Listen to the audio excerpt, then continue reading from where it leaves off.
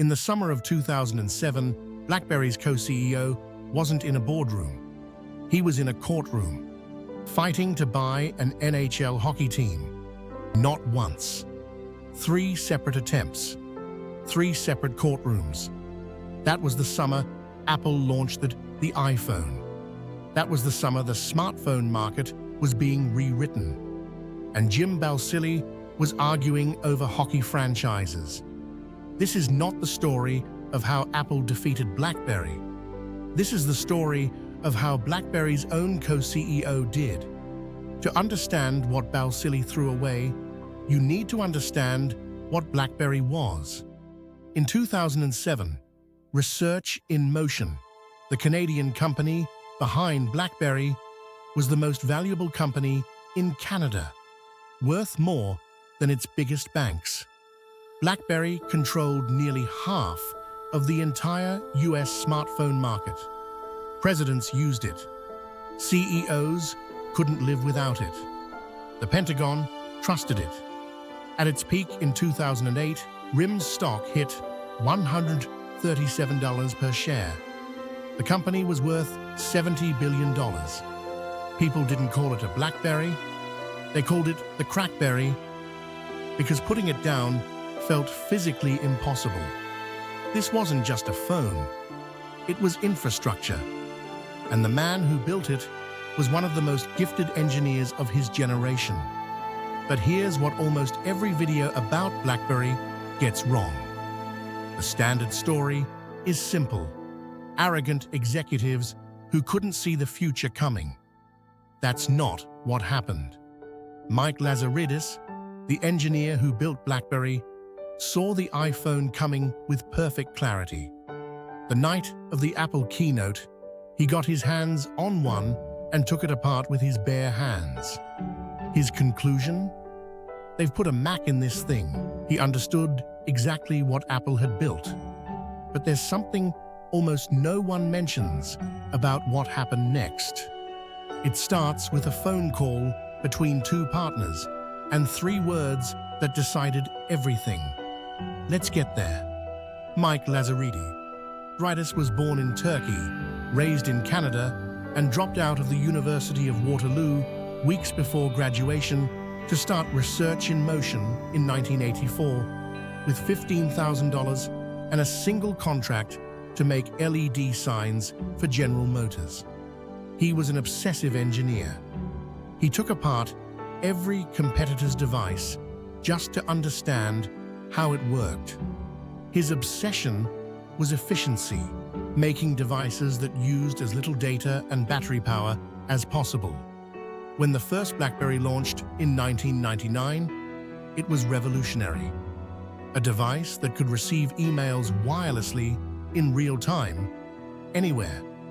Business people had never seen anything like it. The keyboard, the security, the battery life that lasted weeks, not hours. By the mid-2000s, BlackBerry wasn't just a phone. It was infrastructure. Governments ran on it. Hospitals used it. The Pentagon trusted it. Then came January 9th, 2007. Steve Jobs walked onto a stage in San Francisco and changed everything. Lazaridis watched the keynote live. Then he got his hands on an iPhone and cracked it open. His technical analysis was precise. The iPhone consumed enormous amounts of data. Its battery drained in hours. The touchscreen keyboard was slower and less accurate than BlackBerry's physical keys. He called his co-CEO, Jim Balsillie, immediately. "They've put a Mac in this thing," he said. Balsillie watched the same keynote, looked up, and said 3 words. "We'll be fine." Here's why those 3 words mattered more than anything else in this story. Lazaridis was right about the technical problem. The iPhone's battery was terrible. The network infrastructure couldn't handle the bandwidth those apps and YouTube videos demanded. But being right about the technical details didn't matter. Think of it this way. Imagine the world's most precise Swiss watch, accurate to the millisecond, built to last decades. Then someone releases a watch that looks like the future, feels like magic in your hand, and loses 2 minutes a day. The world buys the second one. Not because they don't know, because they don't care. BlackBerry built the world's most reliable tool. Apple built the world's most desirable experience. And the market, as it always does, chose the experience. Lazaridis spent his career perfecting the instrument. Jobs spent his career perfecting the feeling. By 2007, the world had decided it didn't care about the instrument anymore. But here's where "we'll be fine" becomes catastrophic. When investment bankers from Manhattan would reach out to RIM for meetings, Balsillie's response was consistent. "When are you going to be in Waterloo next?" The financial capital of the world was expected to fly to a small city in Ontario because BlackBerry had decided the world revolved around them. One insider described it this way: part of the challenge was RIM started to develop arrogance, and that arrogance came from success. This wasn't a one-time decision. This was who Jim Balsillie had become. And here's where the story stops being about smartphones entirely. Because the real question isn't why BlackBerry failed to build a better touchscreen. The real question is what their most senior leader chose to do with his time, while Apple was capturing the imagination of the world. The answer happens in a courtroom in Ontario, and it has nothing to do with technology. In the summer of 2007, the exact summer the iPhone launched, Jim Balsillie made 3 separate attempts to purchase an NHL hockey team and relocate it to Hamilton, Ontario. 3 courtrooms, 3 failed bids, months of focus consumed.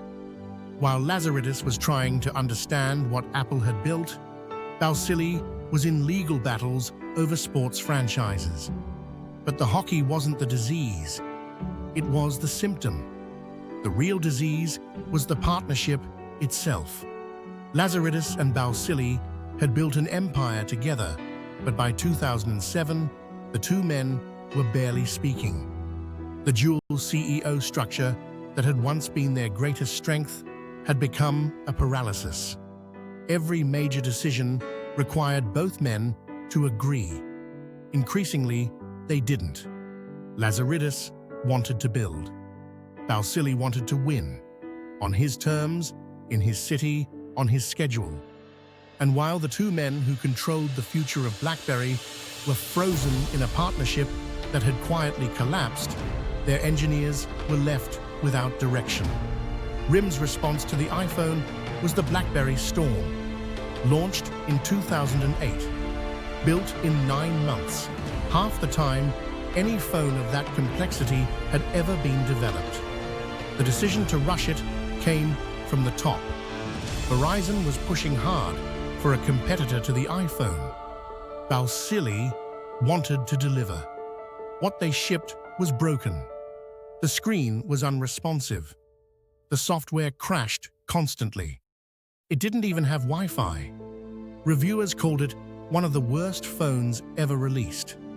Years later, Balsillie admitted publicly that the Storm was an attempt to do too much in too little time. His exact words, "The device exploded in his hands." Think about that for a moment. Lazaridis had taken apart the iPhone with his bare hands to understand it, and Balsillie's attempt to copy it exploded in his. The collapse that followed was swift. By 2010, BlackBerry's US market share, which had been nearly 50%, was in freefall. In June 2011, RIM cut 2,000 employees, 11% of their global workforce, gone in a single announcement. Balsillie and Lazaridis reduced their own salaries to $1. The stock that had reached $137 in 2008 collapsed to $14 by the end of 2011. On January 22, 2012, Exactly 5 years after the iPhone first launched, both co-CEOs resigned on the same day. The crackberry was over. Here's the final detail that says everything about this story. After resigning, Mike Lazaridis didn't disappear. He took $100 million of his own money and founded the Quantum Nano Center at the University of Waterloo, dedicated to quantum computing research. The man who took apart the iPhone with his bare hands and understood it better than almost anyone on Earth went looking for the next frontier of technology. Not in Silicon Valley, in Waterloo, Ontario, the same city where Jim Balsillie had told the world's bankers to come find him. Some cities can't escape their own arrogance. The lesson of BlackBerry isn't about missing the future. It's about what happens when the person building the product and the person leading the company stop speaking the same language. Lazaridis understood the iPhone perfectly. He just had the wrong partner in the room when it mattered most. BlackBerry didn't lose to Apple. BlackBerry lost to itself. Do you think BlackBerry could have survived if Lazaridis had been the sole CEO? Or was the outcome inevitable the moment Apple entered the market? Let me know into the comments. I'd genuinely like to hear what you think.